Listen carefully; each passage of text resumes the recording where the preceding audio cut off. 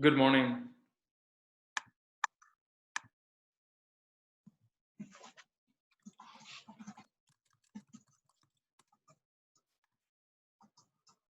Good morning, Isabel.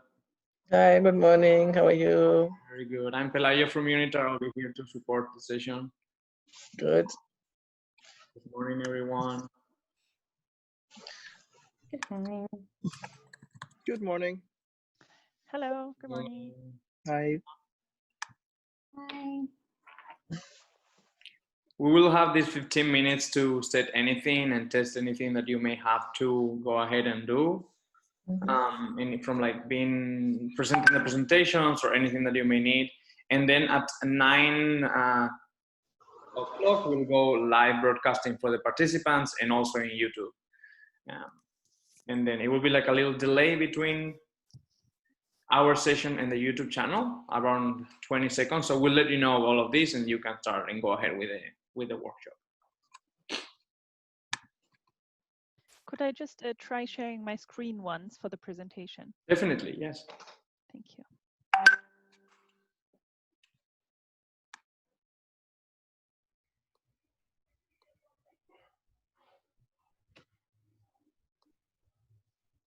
You see this now in presentation mode? Mm-hmm. Okay, so it works. Yes, Perfect. it works. So that's the right setup. Perfect. And then Isabel, you can just let me know when you want me to click on. Yeah, hand yeah. over. You'll see from the way I talk. Yeah, I think. Yeah, sure. Okay. Anyone mind it if I try as well, just while you're all chatting? Not a problem. Go ahead. Thanks. Yeah.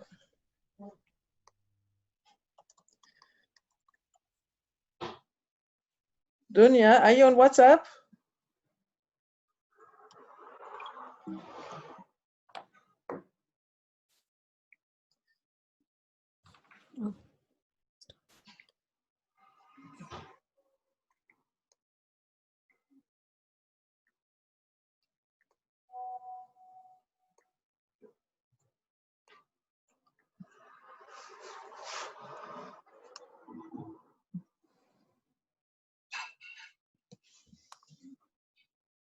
I just have one more question regarding the Q&A.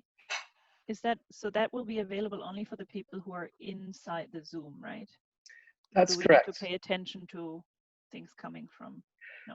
Well, I think it would be easiest just to go through the Q&A on the Zoom. I believe the YouTube will have an automatic chat function, but it's just too difficult to sort of monitor two things at once.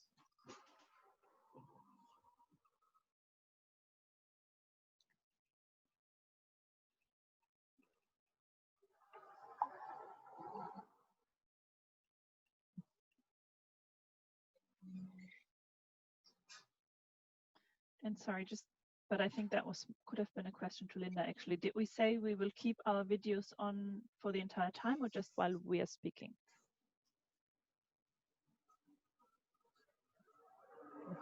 I leave that up to you, but when it comes to the live stream, of course, it'll just, if there's a presentation, if there's a presentation being shared, there's only going to be one person viewable, and that's going to be the person speaking. But if nothing is being shared, it's going to look like this, a gallery mode. So everyone's going to be visible. So I leave that up to you.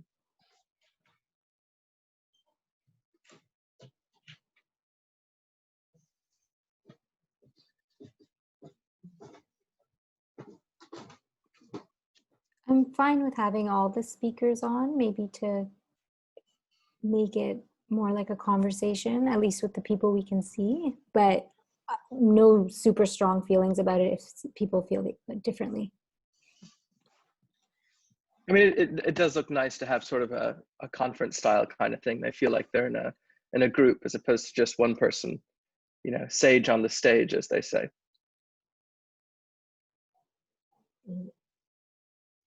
And I appreciate this. I think this is the first session that we've had where people have actually utilized the virtual background that we sent around. And Pelayo and I haven't even used it. Mine doesn't work. Critical. It leaves me like with my face halfway in, halfway out. Yeah, it's very strange.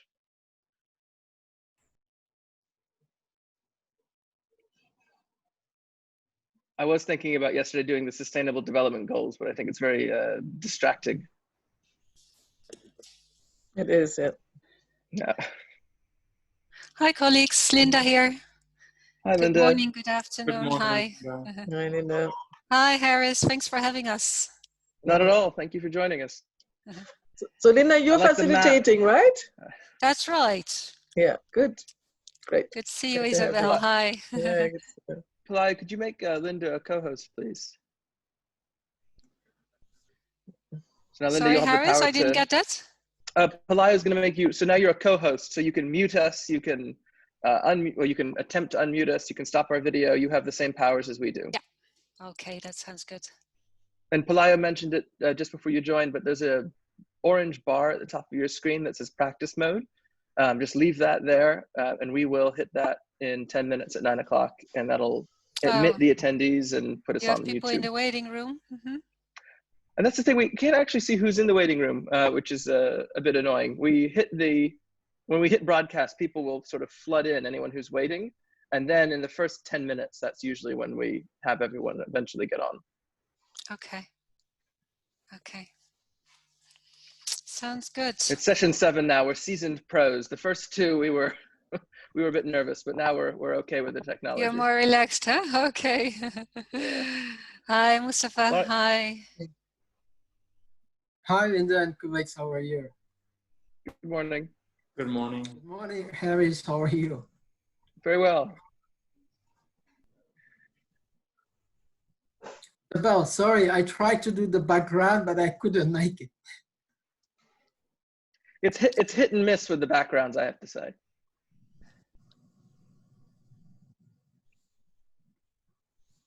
That's right, so Dan won't be joining us. But what we will do is, I got an email from him this morning.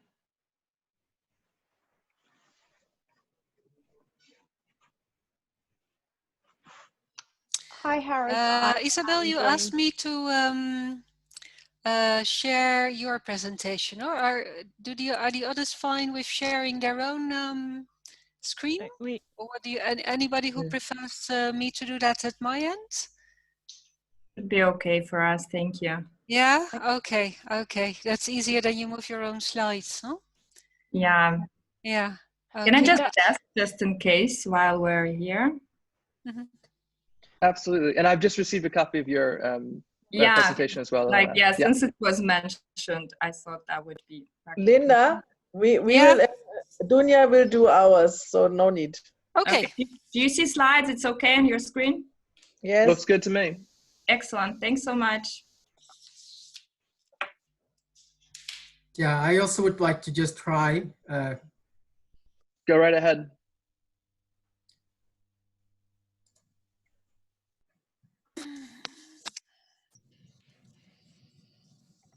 Yes, perfect. If you can put it on full screen. And take a minute, Mustafa, to move your slide, because you usually have to click on the screen and put forward. I'm moving them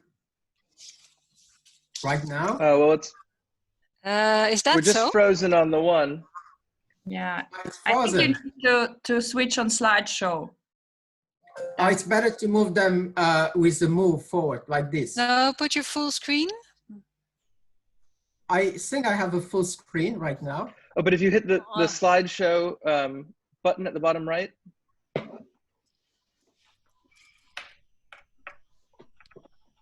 Yes, I did. Well, okay, I'm stopping slide showing.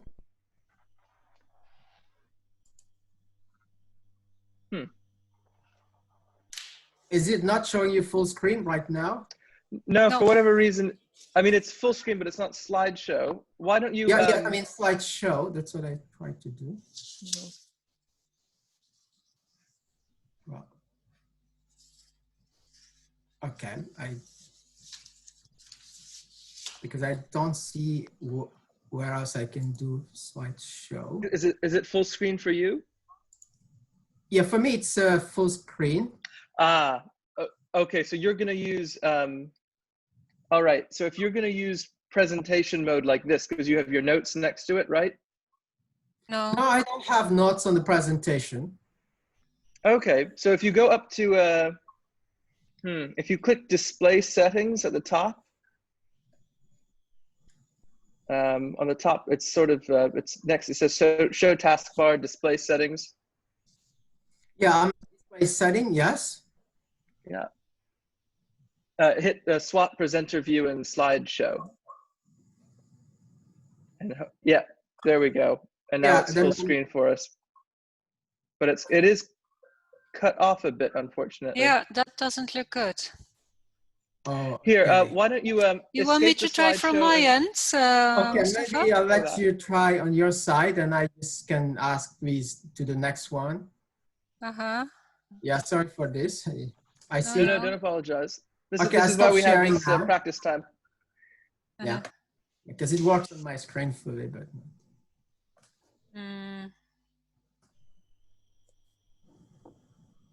And then do you have a copy of that presentation, I imagine? Perfect.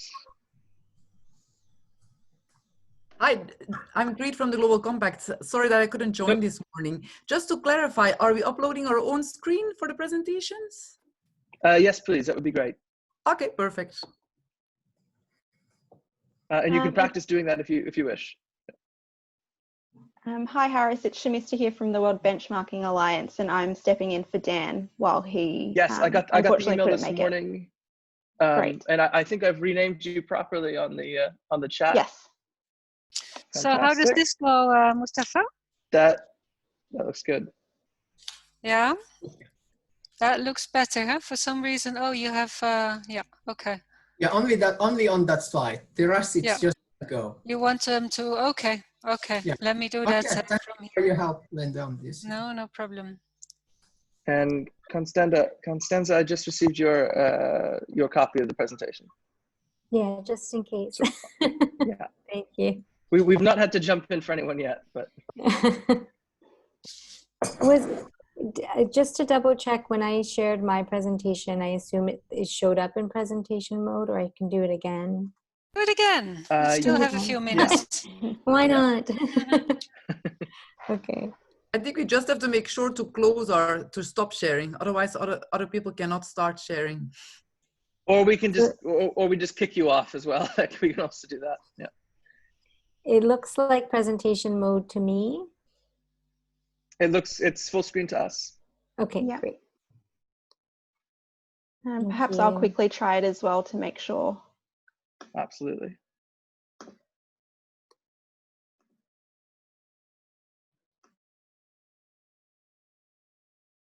All right. Yeah, looks good. Great. Sehnaz, I had a question about your family name. Is that Bachetti or is that Bacheki? You can just use the second one, Shehnaz Kıymaz. Okay. That's enough, don't worry. It's the Turkish government mandating us to use our partners' last names as well. So no need. Okay.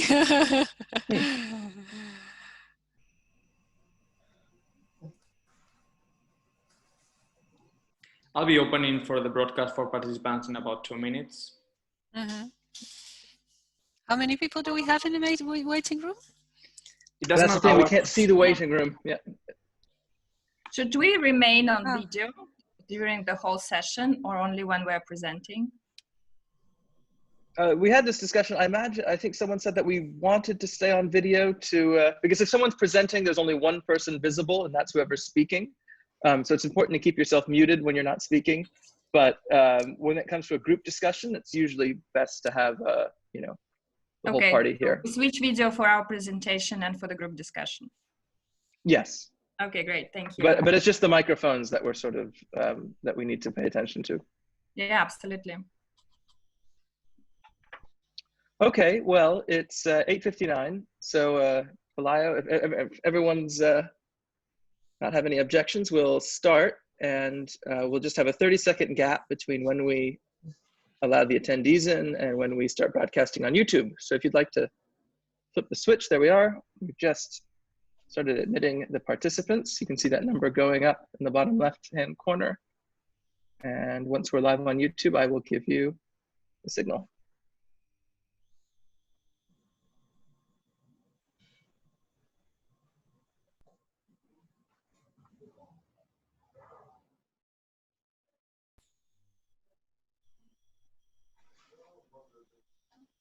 And we are live on YouTube. Enjoy your session. Thank you.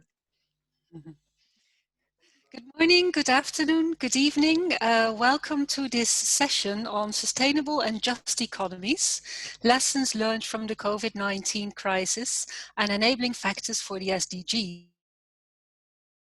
Welcome, happy you are all joining us on this session that has a duration of 1.5 hours, and I have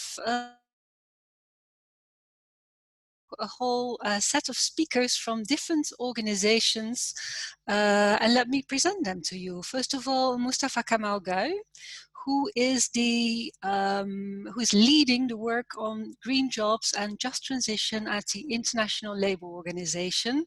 Welcome, Mustafa Gui.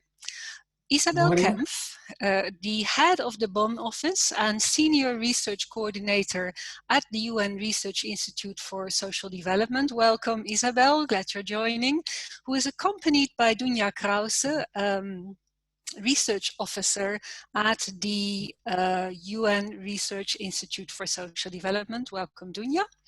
Charlotte Portier, the manager of international policy at the Global Reporting Initiative. Welcome, Charlotte. Shamista Selvaratnam, research analyst at the World Benchmarking Alliance. Hi, Shamista. Elena Bodvina, economics affairs officer at the Division of Investment and Enterprises at UNCTAD. Hello, Elena. Constanza Pauciulo, program officer at International Women's Rights Action Watch Asia Pacific. Constanza, welcome. Senas Kimas, coordinator of the Women's Major Group.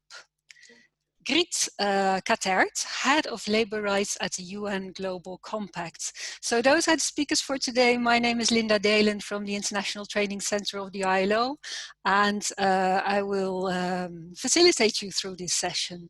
What we have in mind for you is, first of all, a little introduction by the ILO on the just transition. Then we have a panel discussion of about 30 minutes on the same topic.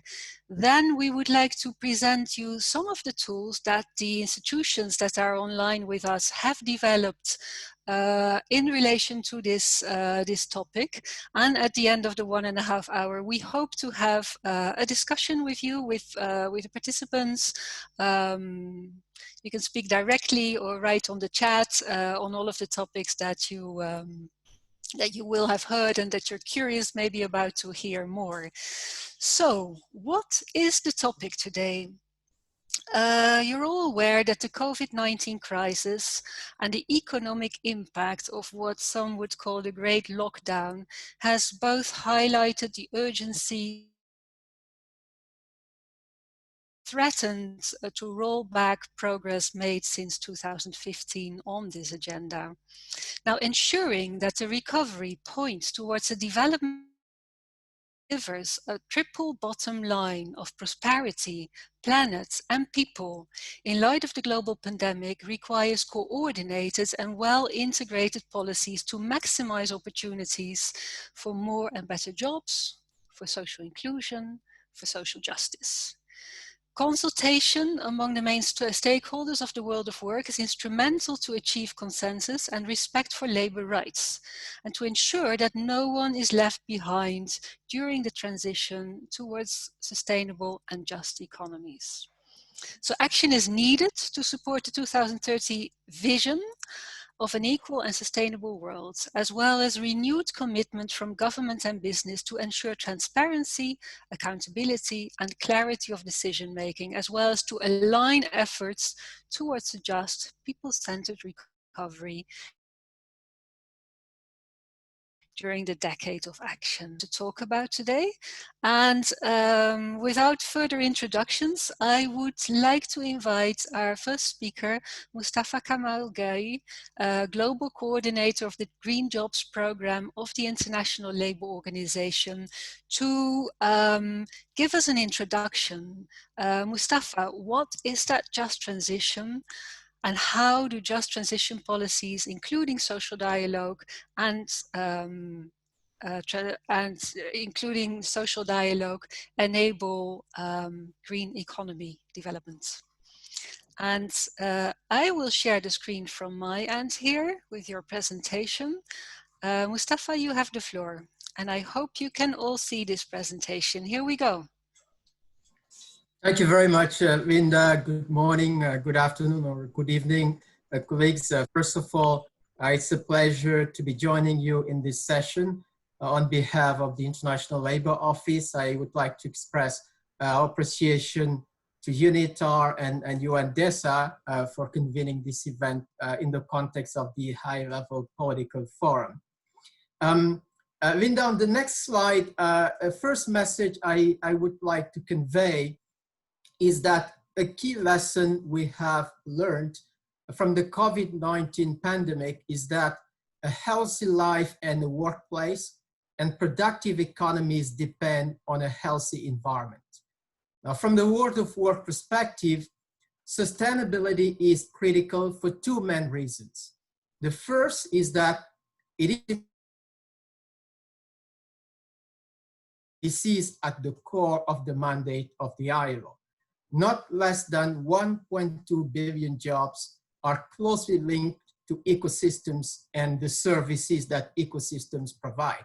For example, if our fishery stock collapses, it's not less than 85 million jobs that will be at risk. And second, to advance social justice. We are aware of the impacts that environmental damage impact those within our societies that are mostly vulnerable. For example, indigenous and tribal peoples and people already in poverty situations tend to rely more on ecosystem services for their survival than others. And what we see today is the context of moving towards a low carbon economy. And this implies something close to a structural transformation of the scale of what we have seen in the context of the Industrial Revolution. And in the next point, this concerns all economic sectors, from manufacturing to fisheries to transportation and the service industries in general. So that was the image, Linda, on the next point. And then I move to my second message, which is that environmental damage and the climate crisis that we see today and likely to amplify in the future will endanger working lives as much as COVID-19 does today. In the ILO, when we measure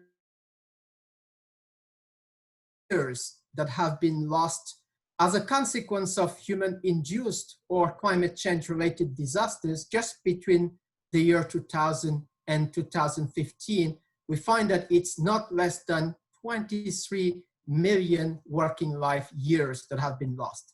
And this is distributed in an unequal fashion. As we can see, some regions will be more impacted and have been already more impacted than others, in particular Asia and the Pacific, and countries in Africa and in the Americas. And my third point here is that climate change is, Linda, that's the third, the next slide, please. Climate change will impact negatively on labor productivity. We have taken data from the Intergovernmental Panel on Climate Change on heat stress, which results from the mere fact of the warming of the planet. And we've tried to turn that loss in economic value into a loss of working time in terms of labor productivity, as a way of measuring impacts on labor productivity. And what we find is that even going with an optimistic scenario of 1.5 degree of the Paris Agreement on Climate Change, with current patterns of warming of the planet, by the year 2030, an average of 2.2% of total working hours around the world are going to be lost. Now, this is equivalent to 80 million full-time jobs. And you'll see again that it is distributed unequally across world regions. For example, Southern Asia, Western Africa will be much more impacted than other regions where the impact would be a lot. Southern Asia and Western Africa. Now, this 5% of working time loss in Southern Asia is close to 10 million full-time jobs. And that's the same in the context of West Africa. Now, not only is it a loss in terms of labor productivity, there are critical implications in terms of occupational safety and health that have to be taken into account. Now, in the next slide, I would like to say that we are not totally on a blank picture. When we looked at the way in which, through which climate change and the response measures will affect employment, we find that this will happen in different ways. Pursuing a 2-degree target, as put forward in the Paris Agreement on climate change, is taking us on a positive narrative. We're going to see job creation, at least in the energy sector, which is a net job gain in the order of 18 million jobs. But what we see also is that some world regions will see gains in employment. That's the case for Asia Pacific, for the Americas, for Europe, and for the world as a whole. However, other regions are likely to see a decline in employment. That will be the case in the Middle East and in parts of Africa. And this loss of employment and the job creation result from 2 main factors: a reallocation of employment away from fossil fuels towards other alternative sources of energy, and this is the path of the Paris Agreement. But we also see in the context of the mining and the extractive industry a growth in the extraction of material, for example, inputs that will be needed in for electrical vehicles, for renewable energy generation will see a growth, but extraction of fossil fuels will decline. So that leaves us with job creation in some parts of the world, but displacement of employment on the others. But I would like to end with a positive message that for the world as a whole, it is a net job gain.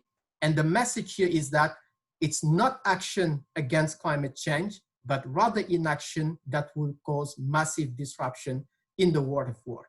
Now, the next message, the next point is that in the next slide, because of these different types of impact on the world of work, the notion of just transition is fundamental. We need to find ways to minimize the disruption in our economies and societies on the one hand, and maximize the economic and social gains on the other as we pursue an ecological transition.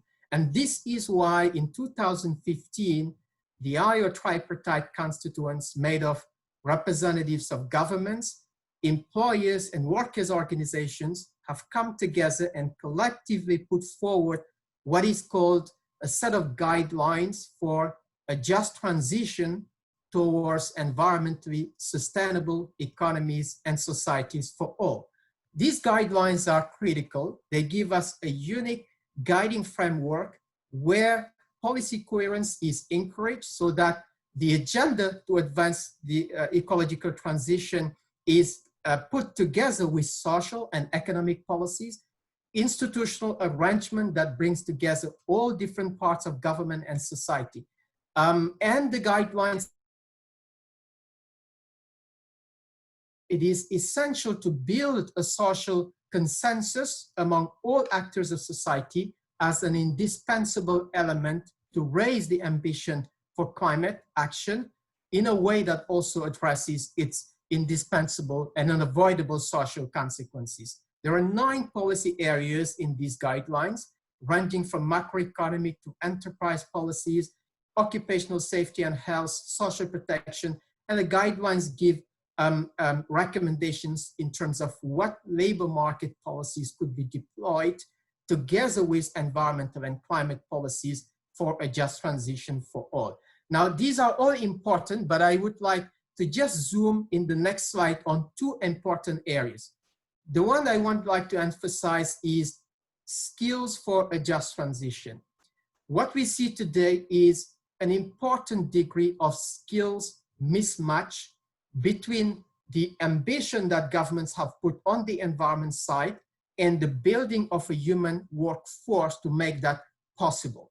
So we find that only few countries have assessed the skills they need for their ecological transition, have identified and developed skills that allow them to bridge the gaps, and this is important.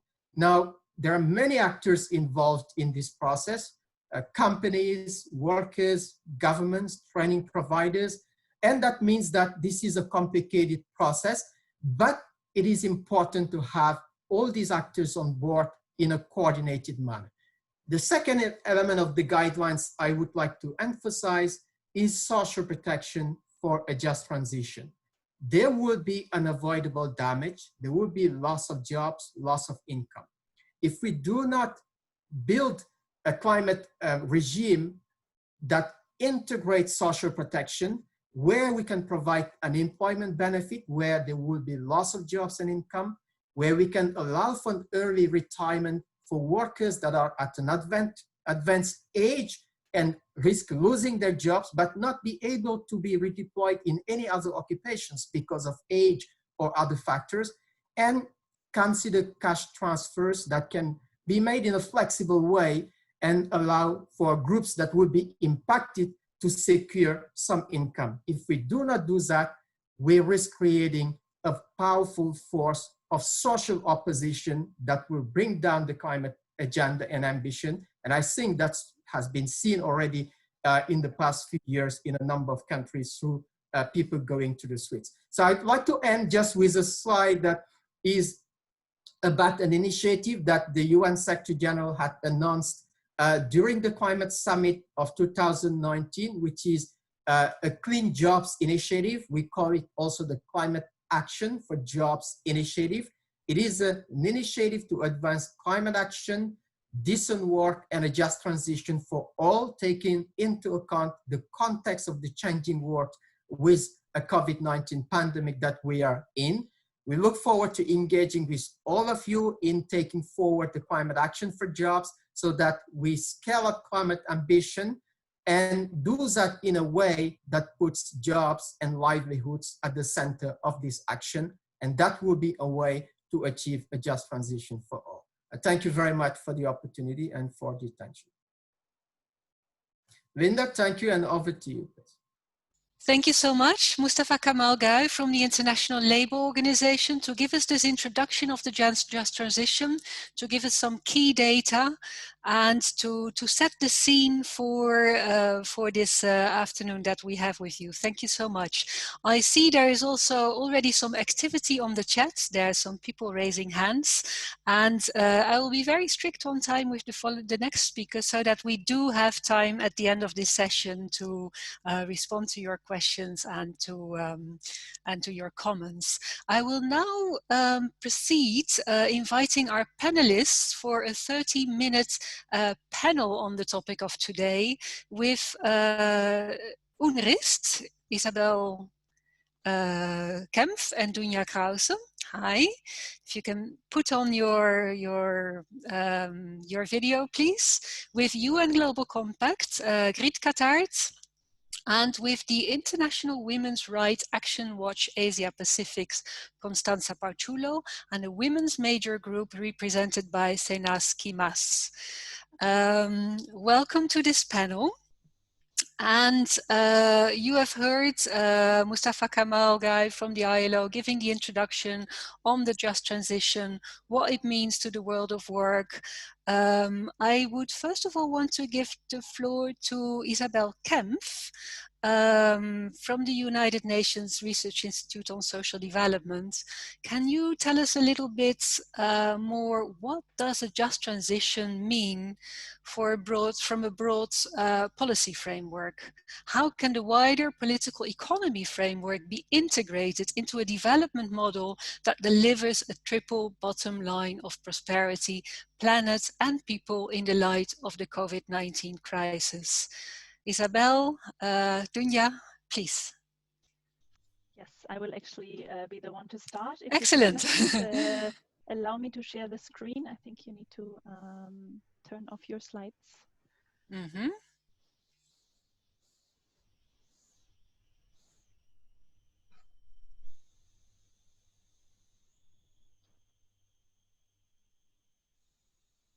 Okay, thank you very much, Linda, and also thank you, Mustafa, for setting the scene for us today. At UNRISD, we conduct research and policy analysis on the social dimensions of contemporary development challenges, and the climate crisis is, of course, one which is now being kind of intermeddled with the whole COVID situation and post-COVID context. One of the initiatives that we have launched at UNRISD is the Just Transition Research Collaborative, where we looked exactly at kind of the social dimensions of one kind of particular concept that deals with climate change. And what we did there is try to map out how just transition is actually being proposed and discussed in different contexts. And I think one of the things I just wanted to highlight here is the origins of the concept of just transition, which lie in the North American labor movement, who basically aim to link environmental that we hear so often, that you have to choose between the environment or jobs, and that it's kind of difficult or almost impossible to do both. So it was really an initiative that came from the labor movement, from the trade unions, to promote decarbonization while protecting workers. And I think that's important to note right now, because through the work of these trade unions, but also, of course, organizations like the ILO and others, the concept has been promoted at a much broader and much more international scale. And that led to its spread to a much broader range of constituencies and stakeholders who are now taking it up and kind of coming up with their own ideas around just transition, promoting a plethora of different approaches and proposals, which is important because also to acknowledge that there are many different varieties of just transition, because they differ in the levels of ambition and in the justice implications. And so what we did is we kind of tried to look at different approaches from different parts of the world and try to group them a little bit according to what they were trying to achieve. What we found was that you really have kind of a whole range of issues, starting from kind of those initiatives that try to protect a certain status quo for workers that will be affected by a structural transformation. So there you have your fairly narrowly defined, of course still important, compensation of those people who are losing jobs in a certain industry that is supposed to be shut down or that is in decline. But you also have some that are more looking for a managerial reform type of approach, where you enhance workers' rights. You really try to kind of include social protection. You tackle the distribution of benefits and costs in a just transition. And going on from there, we find also that many approaches are now also trying to promote a more structural reform. So there you have still, you always have all these levels, like you have the compensation, you have the kind of workers' rights, distribution of benefits, but you also try to kind of make the entire process more inclusive and equitable. So there you're also tackling, in addition, questions of decision-making and procedural justice. So who is actually kind of in the driving seat, if you will, in designing the policies that are being promoted and put forward. And then kind of at the most ambitious end, from a really broad perspective, you have groups and activists who are kind of promoting a just transition with a vision of kind of a fundamental overhaul of the existing political economy. And you have calls for kind of eco-social justice, and they're really trying to do things differently. So that's kind of an important point, because what we're trying to assess is, okay, what does just transition mean in the current context, but also how can just transition be transformative? And how can it kind of contribute not only to decarbonization, but also to kind of the achievement of the SDGs and other kind of bring about co-benefits, right? So what we see there is that we found kind of the most transformative approaches mostly at the local level. There are still kind of relatively small initiatives. One example would be Corporation Jackson in Mississippi in the US, who are kind of promoting a just transition as like a call for sort of a post-carbon future, but also linking it to calls for solidarity economy, more cooperative-led economy, and self-determination, especially for people of African descent. So they're really kind of trying to overcome a lot of inbuilt injustices in the current system. And they're trying to promote just transition really for the entire community and kind of moving towards a different vision of the future. And I think for us, it was important to look at all of these variations of just transition to kind of understand how the concept can sometimes be appropriated by certain actors who are looking for like maybe an excuse to slow down decarbonization because they say, oh, but we have to tackle justice, or by others again who are kind of pushing for a certain agenda. And yeah, just not to interrupt you, but there's a request if you could speak a little louder. Thank you. Oh yeah, sorry about that. But just to say that I think the most important point for us is that just transition can be transformative if it brings people together in the struggle for decarbonization and equity. So rather than dividing people, playing groups out against each other in fear of losing their livelihoods and jobs, it should kind of really bring them together in a joint struggle, right? And kind of bring different groups together to really kind of keep in mind this idea that you can link the environment and jobs, and that it doesn't have to be either or. So I think that reflects also well with the ILO idea of social dialogue and really bringing different constituencies together. So I think the COVID context now, if you look at that, and I'll hand over to Isabel in just a moment, is especially relevant because we currently have not just the climate crisis and certain sectors that are kind of high carbon emitting sectors that are struggling, but we have people in a lot of different sectors really struggling and fearing loss of their livelihoods.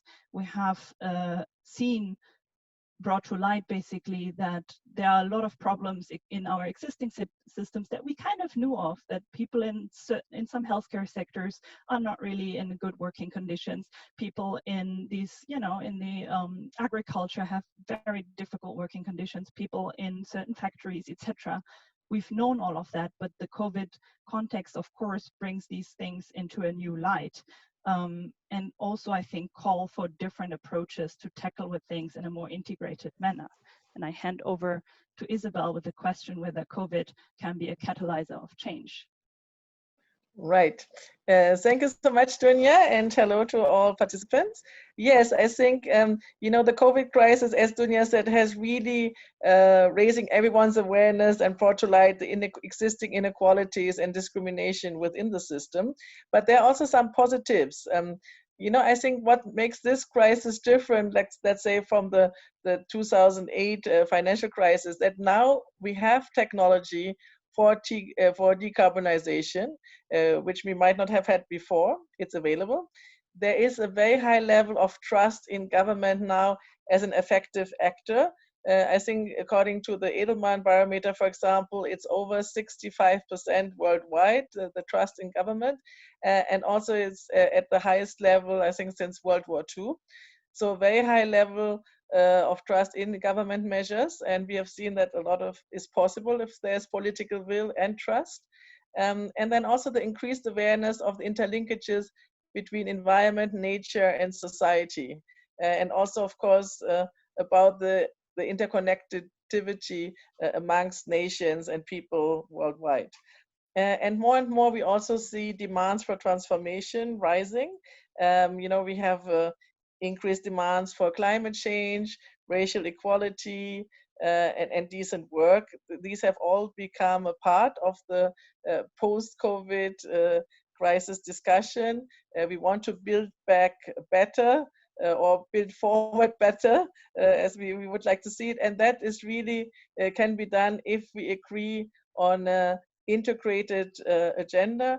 And there's an integrated agenda needs to be also translating into integrated policies. Next slide, please. So, we all know that we have an integrated agenda with the SDGs. And that is really important to have one agenda, a single development agenda, because I think the Yellow Vest and other movements that Mustafa has been referring to show that, if you try to benefits later, that will not work. Before we had grow first and then clean up later. So we had, during the last was a different focus, either on economic growth or on redistribution or now on the green. And we have seen that only concentrating on one doesn't work. So really the idea to have a policy coherence, to have integrated policies, and then to have a really integration both at the vertical and the horizontal level, meaning, both intersectional policies, but also kind to make sure that, policies are coherent from national level to regional level to district and local level. And that has been often difficult because, for example, in decentralization processes, sometimes budgets have not been decentralized, whereas the agenda has been decentralized to region and local level, but the money did often not follow. And there's also the question of, how can we show priorities and interconnections within budgets and policies. And I think there are some interesting examples. For example, there is the Fonerva Fund in Rwanda, which includes climate change and poverty in a fund that then directs funds to local government and also community and NGO initiatives, such as Green Villages. There is a fund in Mauritius, or Maurice Île Durable, to really make sure that the green projects at local level can be financed through government and private financing. There are green bonds in Indonesia. So I think there are kind of a number of initiatives that have shown that it's possible to kind of have that coherence between policies, budgets, and then also expenditure and new investments. So I think it's really important to kind of share those experiences as much as possible. And that's one of the things that UNRISD as a research institute is doing. And then we have the importance of social dialogue. And I think Mustafa already eloquently described why that's important. Because of course, policy coherence is closely linked to good governance, and it's really important to address economic, social, and environmental issues within a single agreed upon agenda, so that you have the trust and the support and the real participation of all your citizens. So I think that's a little bit on the need for integrated approaches. And then we would like just to share a few additional resources from UNRISD. As Dunya already said, we have this publication on just transitions, so different country experiences with just transitions, and then also a number of kind of other sides to it, for example, just transition and businesses, and then also the whole idea a little bit, what does a just transition look like, and what are the different stages of just transition. So you're welcome to have a look, and looking forward to the Thank you so much, Isabel Kempf, Dunja Krause from the UN Research Institute for Social Development. Thank you for those inputs. I'm going to move on, and we're really happy to have Grit Kattaert with us in this panel from UN Global Compact. Grit. Hi. Hi, Grit. It is a very challenging time for business. And yes, in a way, UN Global Compact represents business. The COVID-19 pandemic has created an unprecedented global disruption also for business. For most companies, business continuity and even business survival are now the #1 focus. My question to you, how can we ensure that they don't lose sight of the need to implement 2030 agenda commitments? And can you maybe share some examples of businesses, COVID-19 responses from businesses that contribute to the SDGs? You have the floor, Grit. Yes, thank you very much. First of all, Linda, for moderating this session, and also to the organizers to invite the Global Compact to be participating in this discussion. Maybe just very briefly, who the Global Compact is. We are the world's largest corporate social sustainability initiative. It's a call to companies to align their strategies and their policies with universal principles on human rights, on labor rights, on environment, and on anti-corruption. There are 10 universal principles that all our companies are aligning to. We have at this moment 10,000 participating companies within the Global Compact, and we have 68 local networks all over the world. So it's a call to align their policies to these principles, but also to take actions to advance the SDGs. The Global Compact is celebrating this year its 20th anniversary. 20 years ago, it was Kofi Annan who launched the initiative to bring really business together with the UN. So we really wanted to bring these two stakeholders, these two worlds together, and also to give what he said, to give a human face to the global trade.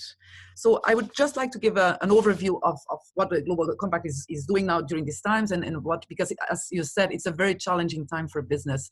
Most of the companies are indeed just focusing for now on the health and safety of their own employees. It's about business continuity and business survival even.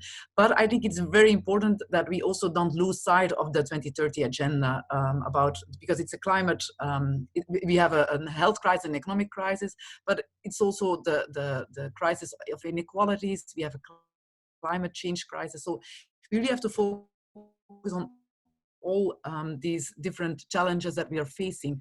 And I think it's very important that we guide our companies, that the narrative that we are always using with our companies on the 10 principles and the SDGs, that even now in these times of crisis, it's even more important.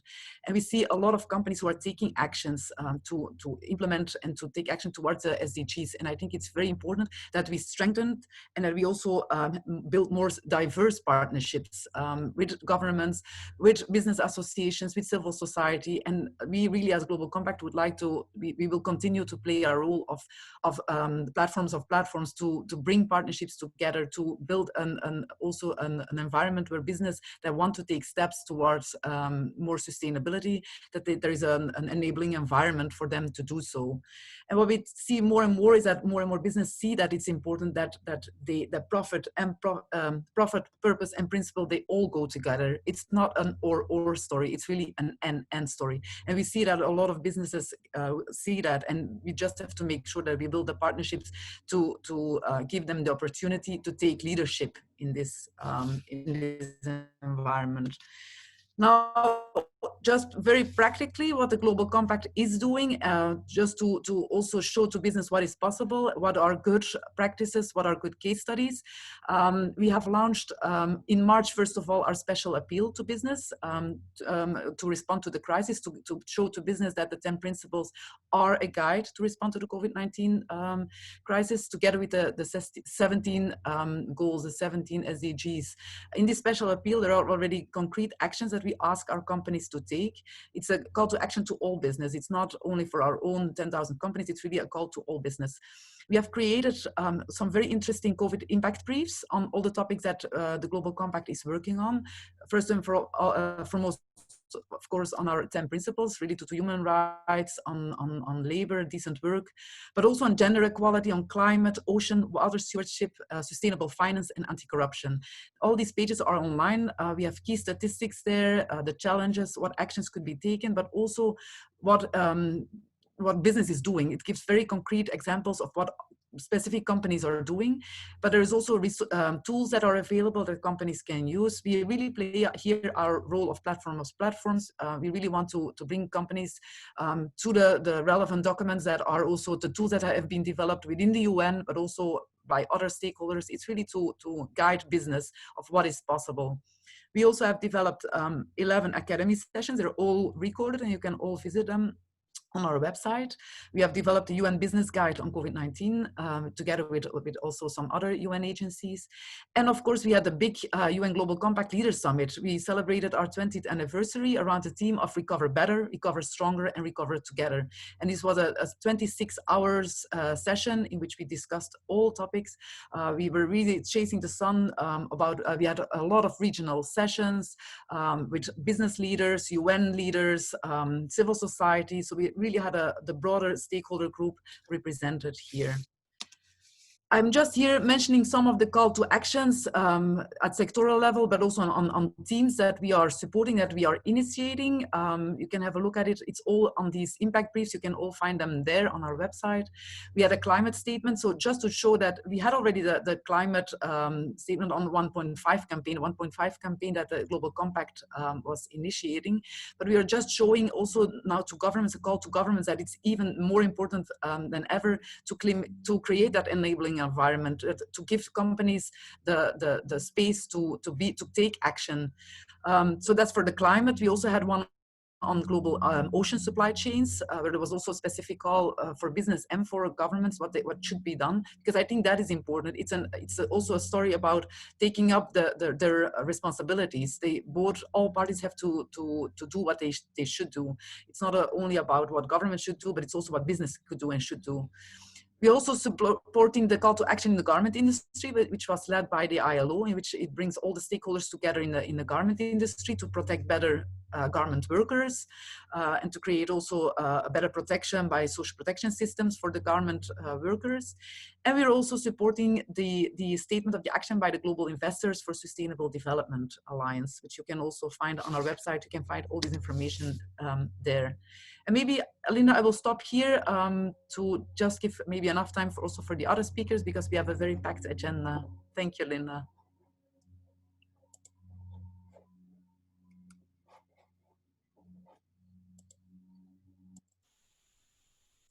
I think you're muted, Linda.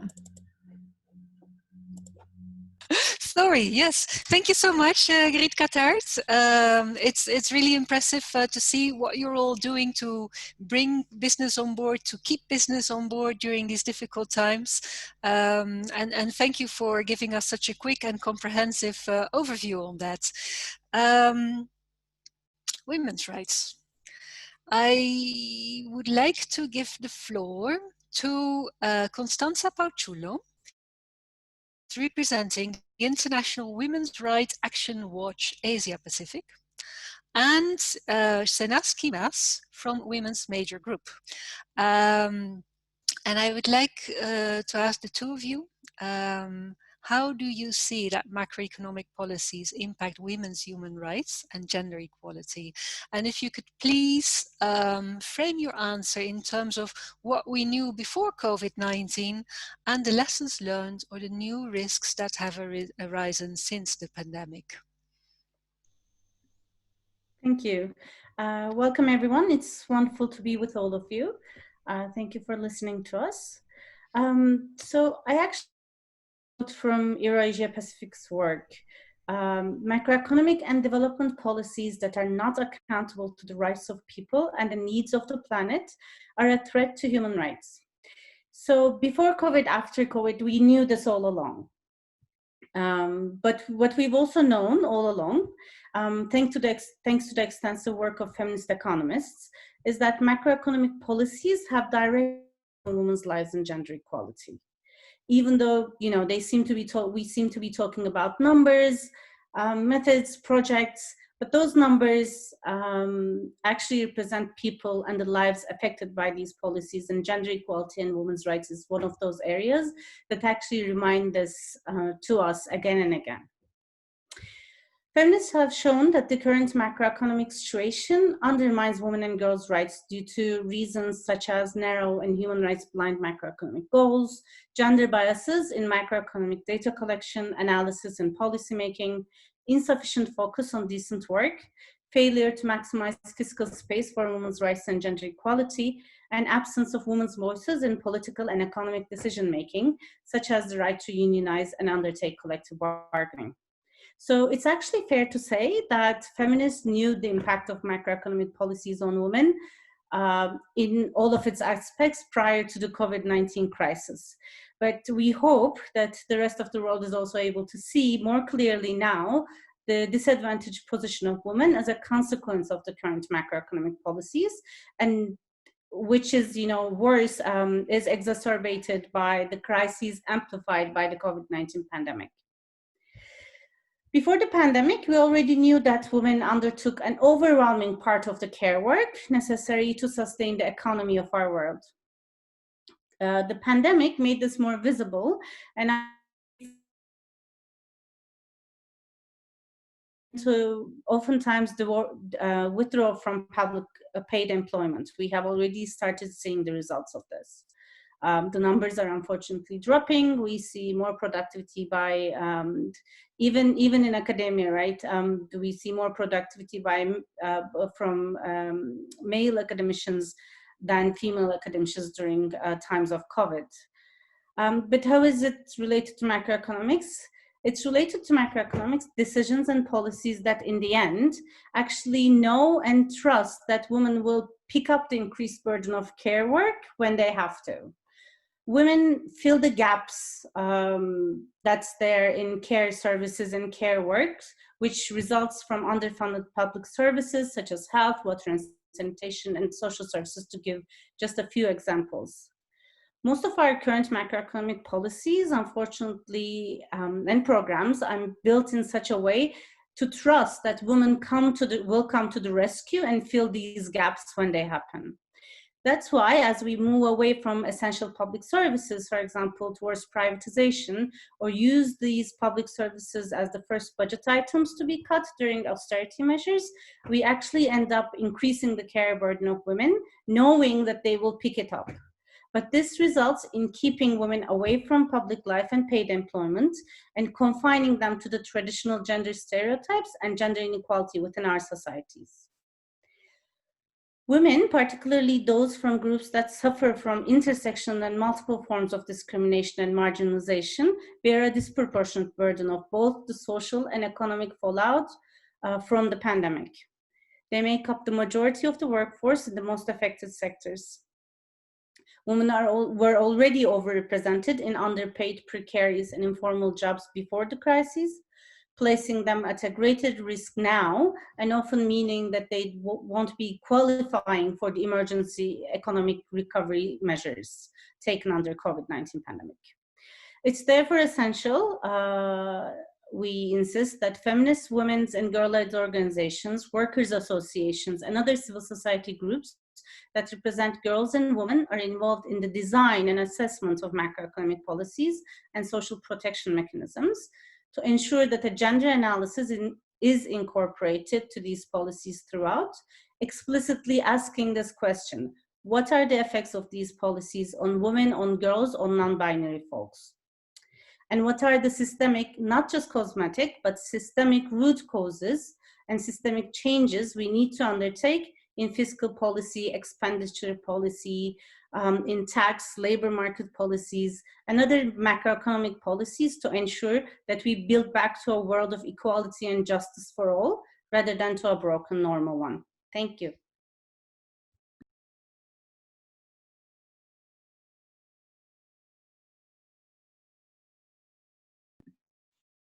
Linda, you're muted again. Thank you so much, Sinas, Kimas. Your group. My next question is for Constanza Pachulo from International Women's Rights Action Watch Asia Pacific. And Constanza, in a minute, you're also going to present us some tools that relate to CEDAW and the SDGs. But what I wanted to ask you is, how can we connect the SDGs and international human rights frameworks to strengthen accountability for women's human rights and gender equality? Constanza. Thank you very much for the question, and hello to everyone here with us today. I'm very happy to be here with you.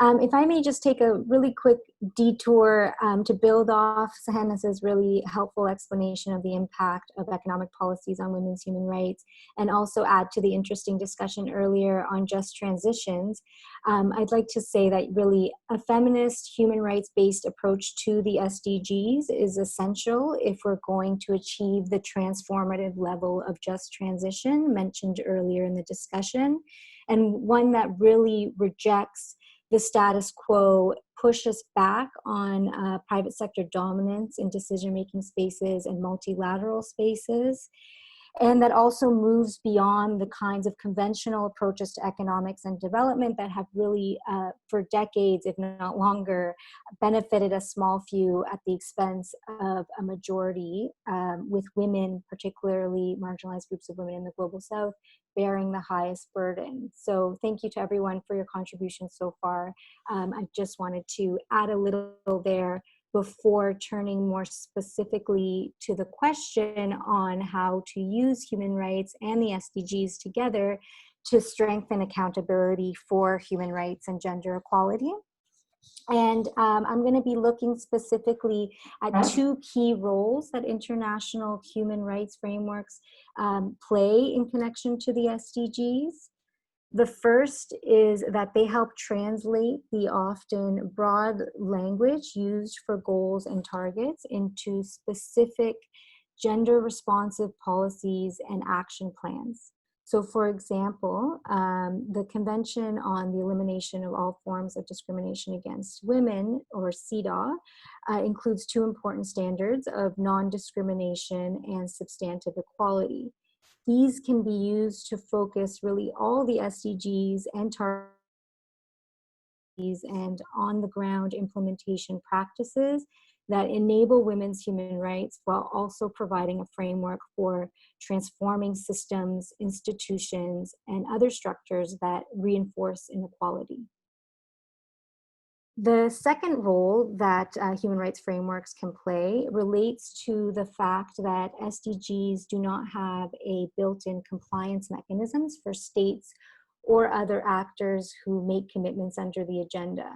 So the voluntary national review process actually is presented as an opportunity for states to share and learn from each other's experiences, rather than to review their compliance with international norms and standards like you might find in spaces like the treaty bodies. So by connecting the SDGs to legal human rights obligations under international treaties, or even at the national level, we can start to create inroads to various mechanisms for holding actors to account and enforcing SDG commitments, all of which bring us closer to achieving the full vision of Agenda 2030. And to illustrate this whole point, if I may borrow an example from the Center for Economic and Social Rights that I've found really helpful and relates specifically to SDG 10 on reducing inequality within and among countries, and even more specifically, Target 10.4, which requires, quote, the adoption of fiscal wage and social protection policies and progressively achieve greater equality, end quote. So this target doesn't provide a lot of guidance on what kinds of policies should be adopted, nor does it speak to the gender impact of these types of economic policy decisions. Of course, we all know that that SDG 5 on gender equality is a cross-cutting issue for all goals, which means that a gender perspective must be applied to Target 10.4. CEDAW gives us the tools for doing that by providing the normative legally binding standards to analyze new and existing economic policies to determine their impact on women's human rights and whether they promote gender equality. Two of those standards I've already mentioned, non-discrimination and substantive equality. Another way that CEDAW committee and other treaty bodies can help is in the ways that they've examined how inequality intersects across different lines of discrimination and the kinds of measures that are required to alleviate the disadvantages faced particularly by vulnerable or marginalized groups of women. And where governments fall below this mark, the review process of the CEDAW committee can help fill that accountability gap. And I'll just end quickly by saying that we have seen the committee consider the gendered impact of various economic decisions, including cross-border tax policy, illicit financial flows, austerity measures, and the impact of loan conditionalities, etc. So it really, human rights frameworks in general can be a really great tool to fill out the SDG agenda. Thank you. Excellent. Thank you so much, Constanze. Thank you for that. We will hear from you also a little bit later in the tools section. And as I mentioned at the beginning of this session, we would like to present to you some tools that relate to this topic of the just transition and building things better during this pandemic and after this pandemic. And the speakers that we have today to present some of the tools are from the Global Reporting Initiative, from UNCTAD, the United Nations Conference on Trade and Development, and from World Benchmarking Alliance. And I would give first the floor to Samista Selvaratnam from World Benchmarking Alliance. And Samista, I think you will introduce the SDG 2000. Can you tell us more about it? And maybe share your screen. Yes, that works perfectly. We can see you and we can see the screen. Thank you. Wonderful. Thank you very much, Linda, and thank you for the opportunity to present today alongside a lineup of excellent panelists. A little bit of background on the World Benchmarking Alliance. We believe urgent action is needed to put the world on a more sustainable path. We believe that business this change. And in this context, we are focused on developing benchmarks that measure and compare company performance on the Sustainable Development Goals. These benchmarks are made free and available for all and are shared with a broad set of stakeholders, including investors. In doing so, we'll create a system that recognises leadership and creates accountability for those that continue to lag behind. WBA's movement is grounded in our alliance of over 100 that represent a large mix of voices aligned with the universality of the SDGs.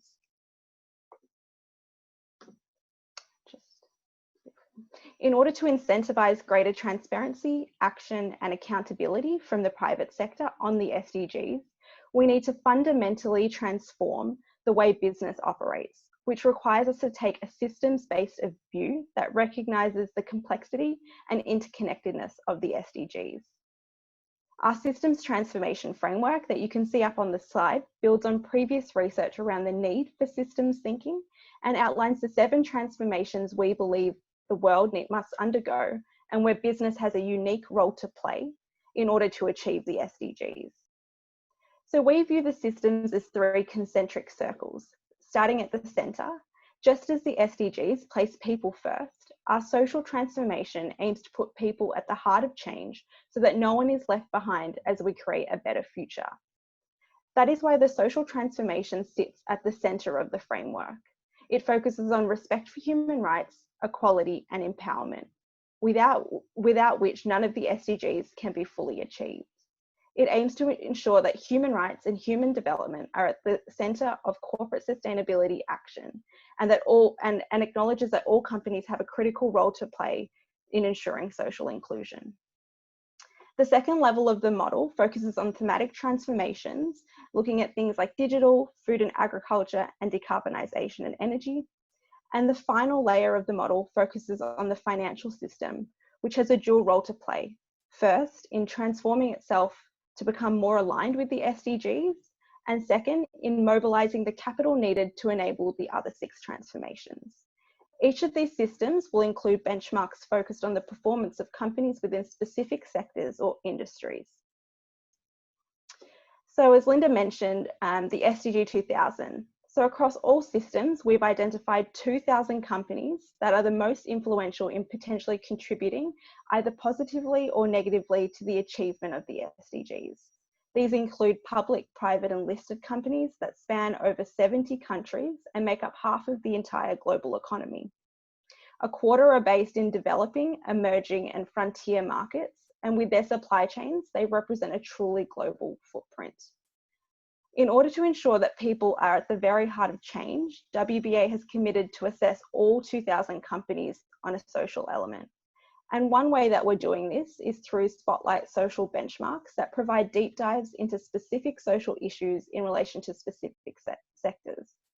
We are currently exploring what Spotlight social benchmarks we should develop in the future to address systemic social issues And some initial areas of interest are racial equality, income equality, and shareholder business models. We currently already have 2 spotlight benchmarks, one looking at gender equality and women's empowerment in the apparel sector, which will be launched later this year.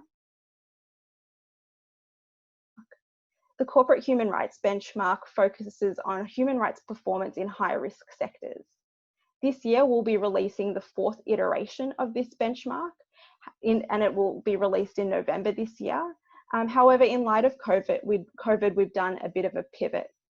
So we'll be benchmarking the companies, the 230 companies that fall within this benchmark on key UNGP requirements, but we're also going to be looking at their response to COVID. We'll be assessing companies on board and management oversight of their COVID response, specific due diligence measures they've put in place in response to COVID, the implementation of worker protections such as remote worker practices, improved health and safety measures, as well as the ability for workers to take sick leave.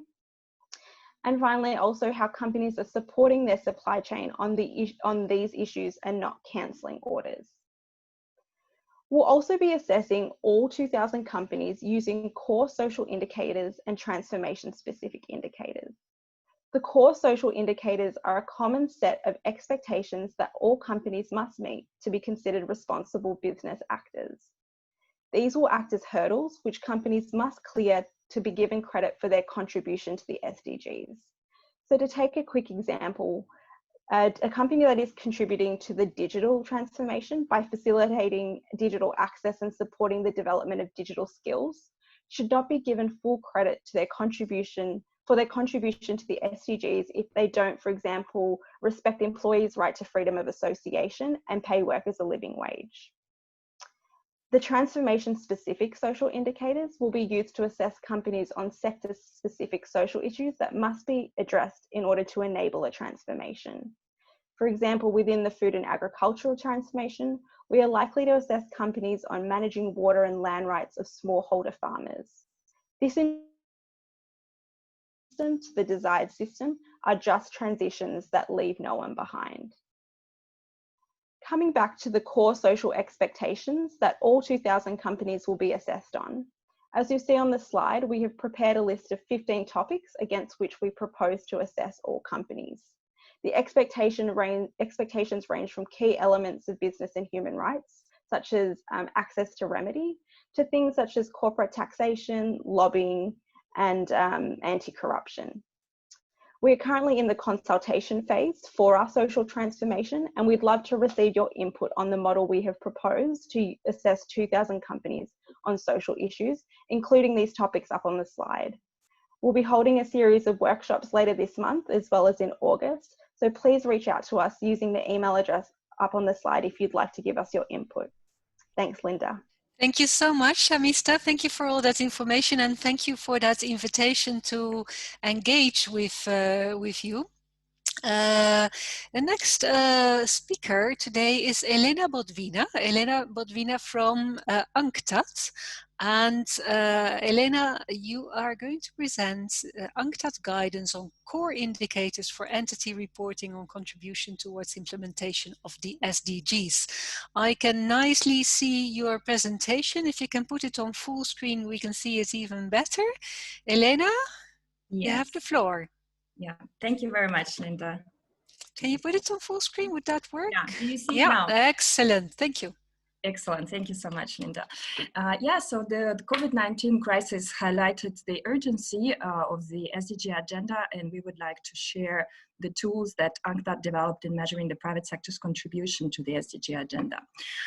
So I'll start with the background introduction of challenges in SDG reporting by companies, and would like to disclose some of the highlights of PwC report on SDG reporting challenges that explicitly states that 72% of companies mention the SDGs in their annual corporate and sustainability reports.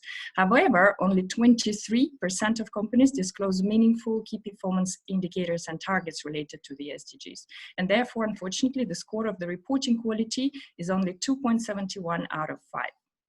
UNCTAD has also identified additional challenges in this area since the existence of several frameworks and the gradual increase in the number of reporting frameworks. It leads to the lack of harmonization in the corporate reporting and results, unfortunately, in the lack of consistency and comparability of data reported by companies. Of course, we also have to admit that lack of assurance of information reported by companies undermine the reliability of this data. And we need to be careful with interpretation of the issue of materiality that has a broader definition within the context of the SDG agenda. So to address those challenges, UNCTAD developed a number of tools by the request of the Intergovernmental Working Group of Experts on International Standards of Accounting and Reporting, called ISAR. UNCTAD is the secretariat of this group, and within the context of 2030 agenda, ISAR contributes to enhancing the role of the enterprise reporting in assessing the private sector contribution to SDGs. Within the adoption of SDGs, UNCTAD focused its work on a target 12.6 that explicitly encouraged companies, especially large and transnational companies, to adopt sustainable practices and to integrate sustainability information into the reporting cycle. Together with UN Environment, we are co-custodians of the indicator 12.6.1, the only indicator in the SDG frameworks that measures the impact of the private sector to sustainable development agenda. We were tasked to develop the measurement methodology of the indicator and also oversee the data collection and reporting process on 12.6.1 up to 2030. The metadata guidance has been successfully approved in September 2019, and now we're moving forward with pilot testing of the data collection that is expected to start in the second half of 2020. In cooperation with the Global Analytical Data Company, we have designed a data collection mechanism that you can see on the screen. It's based on the two streams of data collection. The first one is screening in-country database and global data repositories, and the second is in-depth analysis that is conducted by automated survey conducted with companies in each country. So once the data is collected, it goes through the analytical phase, data aggregation that enables reporting on VNRs and global SDG databases. Elena, sorry, I just have a comment from the chat. If you can slow down a little bit. Oh, yes, sure, no problem. We just have a limited time, so I try to fit all the information we want to contribute. Okay, no problem. Yeah, to support the reporting on SDGs and to assist governments to assess the private sector contribution to SDGs, UNCTAD has developed a guidance on core indicators for entity reporting. The guidance is also a practical tool for companies on how to report on SDGs. You may find a link to the copy of the guidance on our website.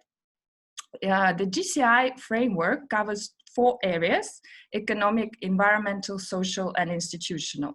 It represents a limited number of core SDG indicators that have been identified based on core reporting principles, selection criteria, main reporting frameworks, and companies' reporting practices. You can see examples of some of these indicators on the screen, and the key principle is, of course, that those indicators are common for the companies of various geographies, industries, and sizes. UNCTAD's approach is built on the logical framework that connects sustainable development goals with the framework of targets and enterprise indicators. Relevance and applicability of the proposed approach and to verify suggested measurement methodology and accounting data availability, UNCTAD conducted a series of case studies. Currently, we have about 15 case studies conducted in different areas and industries, including telecommunication, oil and gas, mining, healthcare, manufacturing, retail, hospitality, and others. The key finding that we have came up to is that the most of core indicators could be reported, and it was not a big problem for companies to follow the GCI framework. To further support companies on reporting on SDGs, UNCTAD released a GCI training material that gives more details on measuring methodology for the indicators and gives also the reference to the source where the data can be found. And taking this opportunity, I would like to invite all of you to our upcoming 37th session of ISAR that will take place in Geneva in November 2020. Of course, we alternatively consider online discussions, but we hope to have a face-to-face meeting. The main agenda of the session will cover the issue of selection of core indicators for entity reporting, as well as climate-related financial disclosures. And we'll also organize a technical workshop on assurance and sustainability reporting a day earlier. The session will also include a ceremony on ISAR Honors 2020 sustainability. And this is an initiative, quite a young one. We're only 3 years old with this project. With an objective of this initiative is to raise awareness and facilitate dissemination of best practices on sustainability and SDG reporting by companies. So therefore, I take this opportunity to encourage you to apply for this initiative. This is the last call, and we close the applications on 15th of July. You still have some time, and I shared the link so you can find more details on qualification criteria if you would like to participate. Thank you so much. Thank you so much, Elena. A lot of information in a short time. Thank you. Yeah. I you, Linda. would like to invite our next speaker, and that is Charlotte Portier from the Global Reporting Initiative. Hello, Charlotte.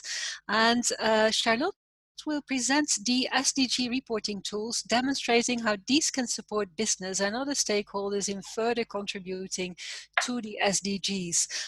Before you start, Charlotte, I would also remind some of the speakers here that you have some questions in the question and answer box. Thank you, Mustafa, for replying to many of them. I would like the others to also have a look at it, please. And Charlotte Portier from Global Reporting Initiative, you have the floor. Thank you, Linda, and thank you everyone for joining us today. I'm very happy to be here and sharing with you some tools and advice that we've developed at GRI, which stands for Global Reporting Initiative. And we are a standard setter that businesses use to disclose and share their sustainability information. So we work with businesses to enhance their contribution to sustainability and a just economy. And this has become, as highlighted by all the other speakers, even more relevant given the current state we're in with the global pandemic. And we also work with key stakeholders that influence business decisions, such as government and investors. And we work with them through the practice of corporate reporting, which Elena just touched upon and introduced. So I will go quite quickly through this, since now you already have an idea of what is the corporate sustainability reporting. It is under one target, SDG 12.6, and we really believe that reporting can bring transparency and accountability to the business actions and impact on sustainability.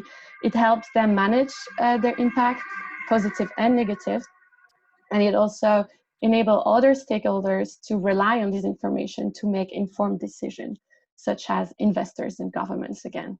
So at GRI, we are committed to enable the private sector to identify and communicate those impacts on sustainability. We've also been engaging and trying to bring on board more and more businesses, because it is still not a general practice. And lastly, we support the reporting exercise to be aligned with the SDGs, because reporting has been around for over 20 years, and the SDGs have really brought in a new perspective that we want companies to reflect on and integrate into their strategy, into their operations, and really learn on how they can contribute to the goals. So to do this, we've developed a number of tools with UN Global Compact, and here they're presented to you. I'll start with the first one, which is the analysis of goals and targets. And in that tool, we've listed all business disclosure that are generally recognized and already used by businesses against each of the target of the goals. So businesses and also organizations that want to disclose information on their impact on the goals can go through that list and pick those indicators that are relevant to their activities. And we've also listed possible actions per target that businesses should look at or undertake. The second tool is integrating the SDGs into corporate reporting, which is a practical guide with a step-by-step process on how to integrate the goals into your reporting process. So it's not only mapping your existing impact, again, the target. We really want companies to take it deeper, reflect on what those goals means for their activities. And that's what this tool really does. And lastly, we have an investor-focused tool, which we drafted because the investor community is now looking more and more and asking for this kind of information from the businesses. And we wanted to enable those audiences to speak the same language and make sure businesses understand what investors want to see. So it's a clear recommendations on how we suggest businesses report on the SDGs. And lastly, we engage so on one hand with businesses, but we also try to bring on board policymaker governments. So what are they going to do with business data, and why is this important? And we've specifically look at this through the VNR process, of the voluntary national review process that governments go through to share the progress and implementation of the goals at national level. And we came up with these 5 recommendations. So the first one, we encourage governments to engage the private sector at every step of the SDG implementation. So when drafting the strategy, when reviewing the strategy, when monitoring and evaluating the progress, or when setting up new objectives for the years to come, the private sector is really important to be part of those discussions. The second one, we encourage governments to enforce and facilitate transparency and the disclosure of sustainability information through regulations, guidance, programs where they help companies to understand what is requested from them.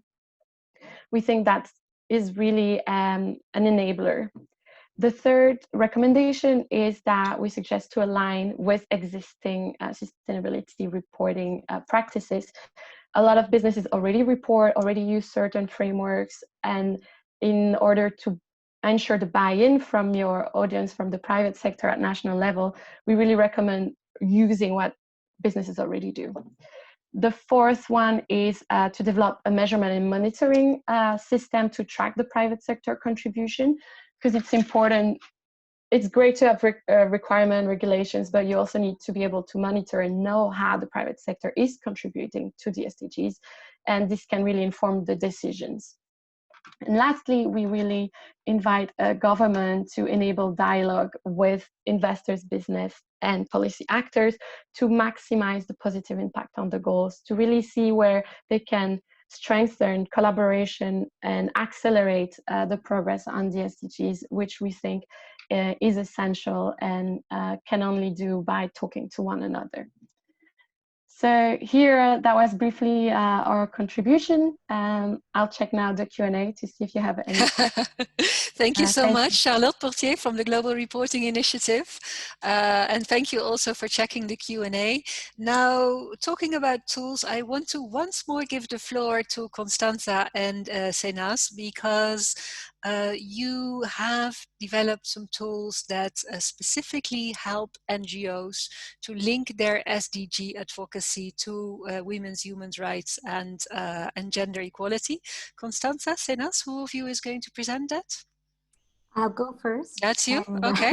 Yeah, so I'll just share my screen. Excellent. Okay.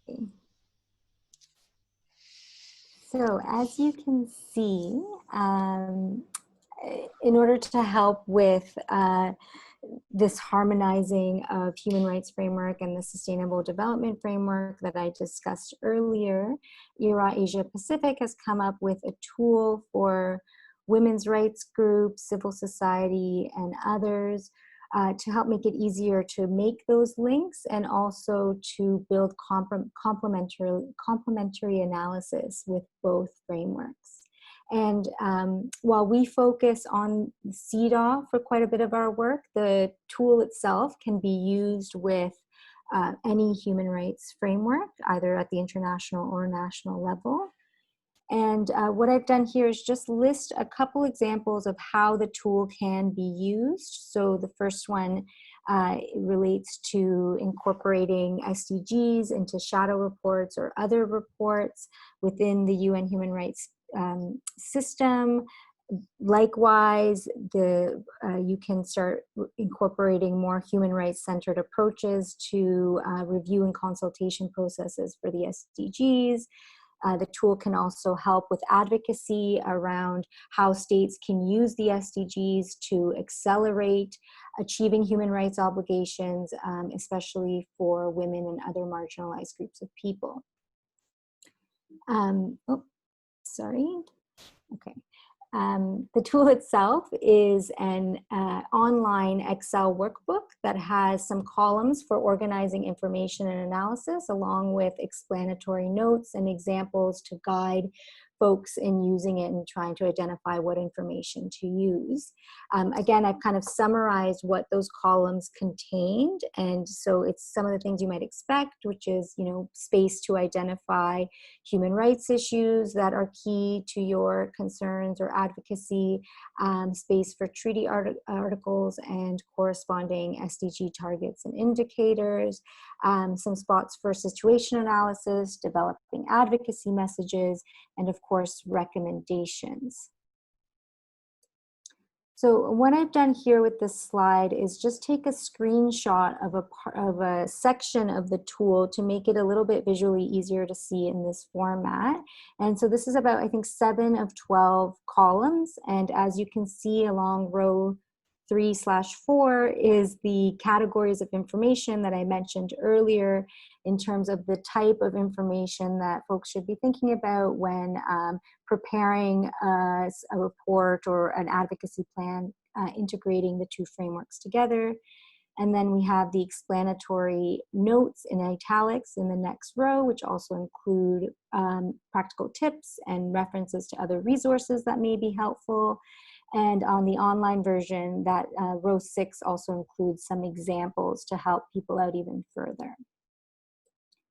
Another resource that may be helpful for people who are using the tool for the first time is to take a look at a report that has used the tool specifically to develop its analysis and recommendations.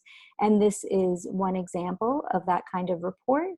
It was developed in 2018 by the General Union of Palestinian Women and the Non-Governmental Women Coalition for the Implementation of CEDAW in the occupied state of Palestine with the support of IWRAW Asia Pacific. As I said, it used the tool to develop its analysis and recommendations and was presented at the first VNR of the state of Palestine and the inaugural state report of Palestine before the CEDAW committee. Here I've just set out the main sections of the report to hopefully start giving you a sense of the connection between the categories of information that we talked about earlier and how they got put into or formatted and incorporated into the report itself. So we start with a contextual or a situational analysis. And then feminist and women's rights groups from Palestine identified 3 key human rights thematic areas that they wanted to address. And under each of those areas, there's an analysis of the human rights obligations and corresponding SDGs. So these next 3 or so slides, I had gone into the right to health as an example to show in a little bit more detail how that analysis was done. But in the interest of time, I won't go through it other than to just show you this next slide, which is, again, another screenshot of a portion of a chart that was used under each of those 3 priority human rights areas to demonstrate or to lay out the analysis and the links between the human rights obligations and the SDGs.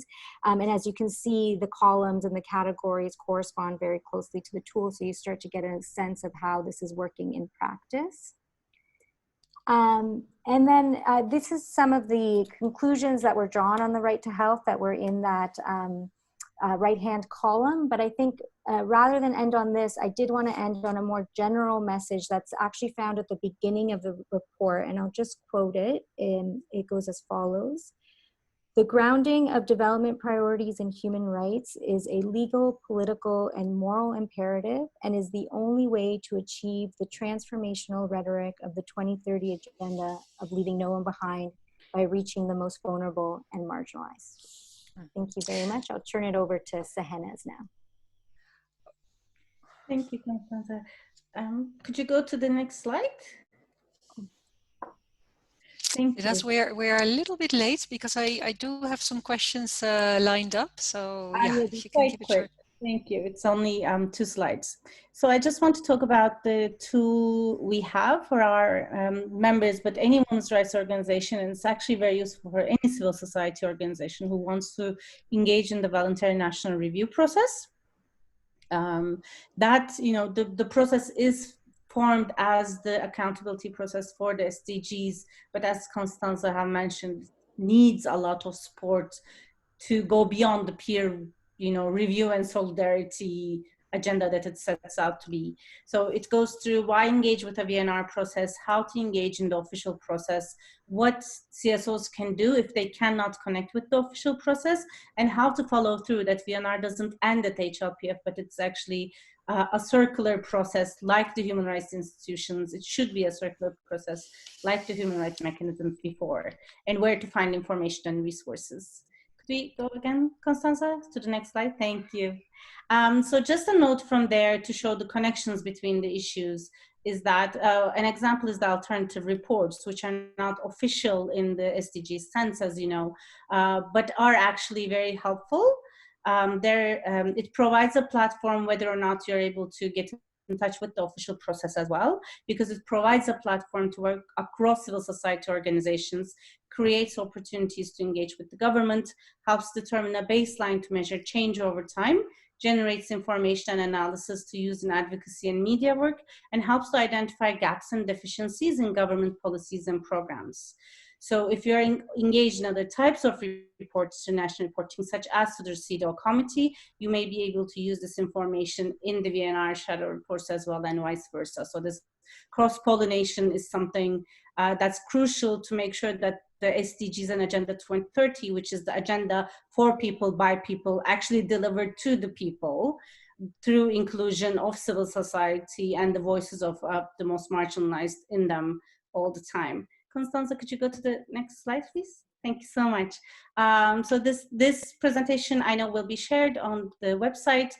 You can see more information, and you can see also our color campaigns from the social media that became a tradition. This is our 5th year. And today, actually very fittingly, our theme is climate change and the just transition from fossil fuels. Thank you.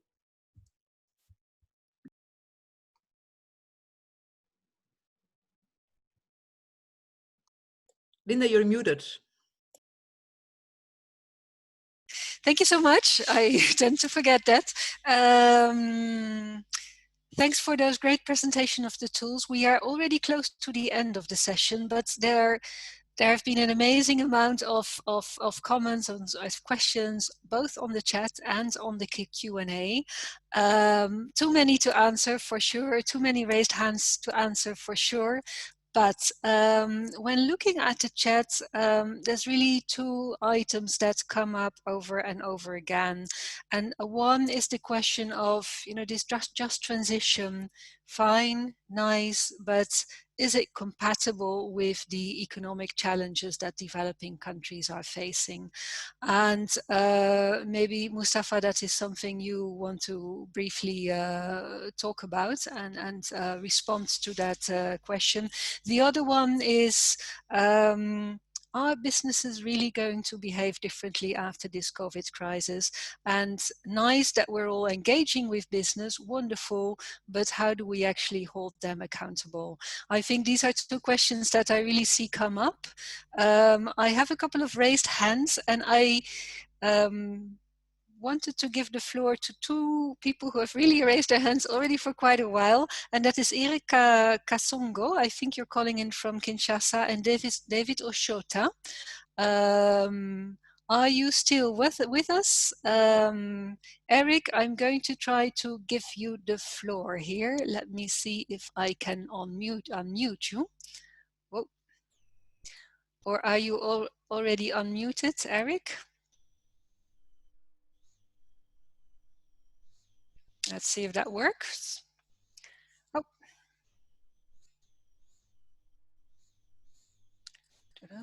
Otherwise, David, are you unmuted?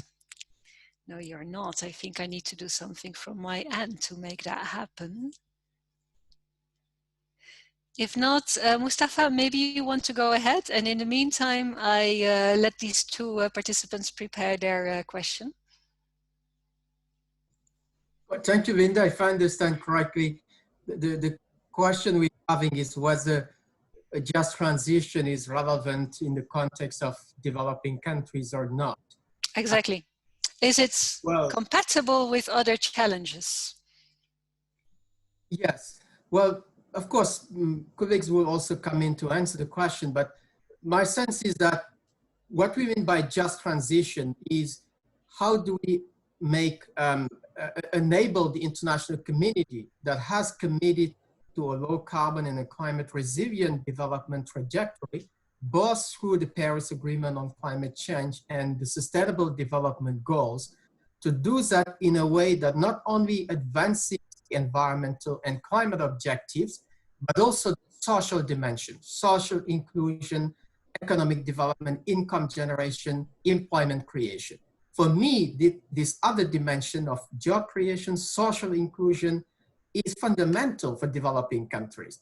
You know, if I put ahead my UN hat and speak from a national from Africa, development is central. But we understand that development must be sustainable. You cannot undermine your natural capital, your human capital, and expect to have anything that will reduce poverty and reduce inequalities. So therefore, it's about how to advance the environmental and climate agenda on one hand, but do that in a way that also takes us forward when it comes to job creation, social inclusion, maximizing the gains, minimizing the losses.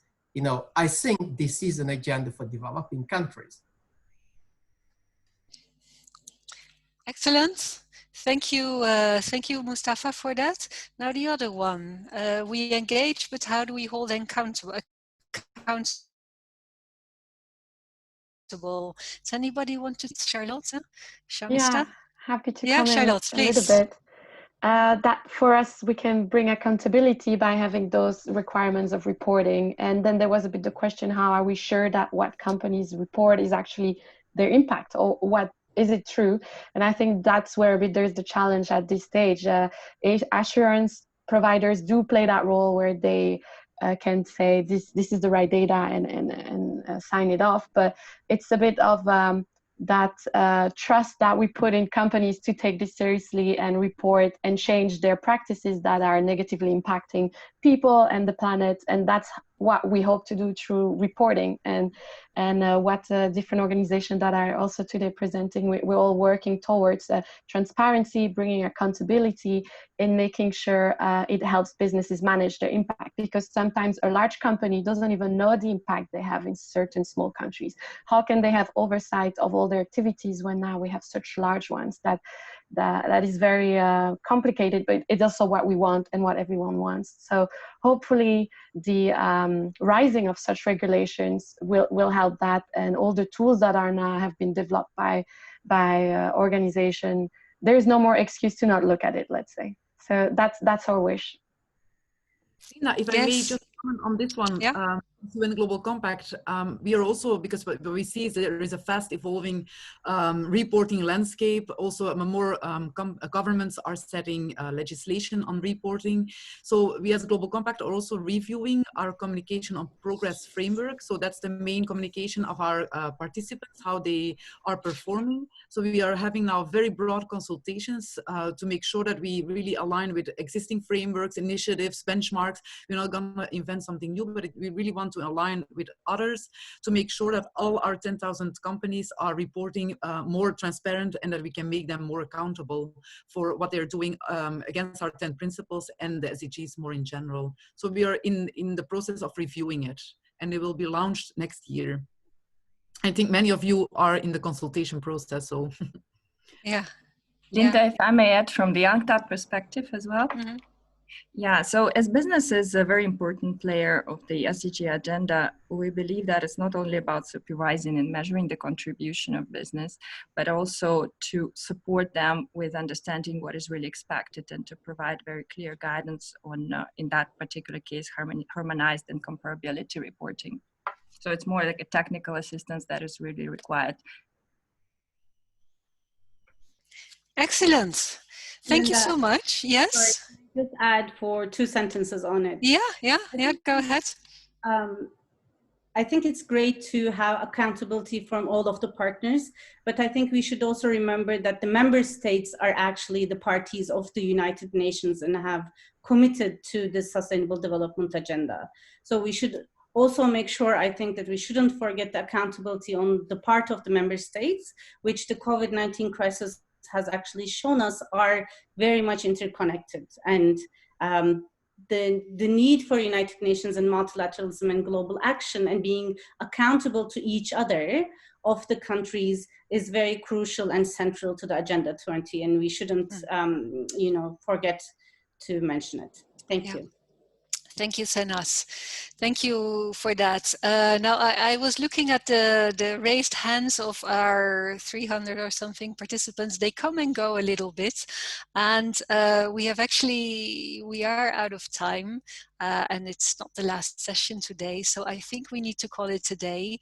I would like to to thank the organizers for this session. I would like to thank all of the speakers from the many organizations that are behind this. And I would like to thank especially the participants that have been with us today. I hope the tools that we presented today, the ideas that we transmitted today are useful in your work and bring us a little bit further towards the goals that we have in mind here on the just transition in this periods of COVID and the economic recession that comes with it. So thank you very much. Harris, I think we are closing. Anything you want to add from your side? I just want to say that on behalf of all the participants and the panelists, thank you, Linda, for organizing this morning, evening, afternoon, wherever you are, and for moderating it so well. And thank you for all the panelists, the participants, for your wonderful questions and your presentations. Thank you. Bye-bye, and hope to see you soon. Bye, thank you. Thank you. Thank you very much. Bye.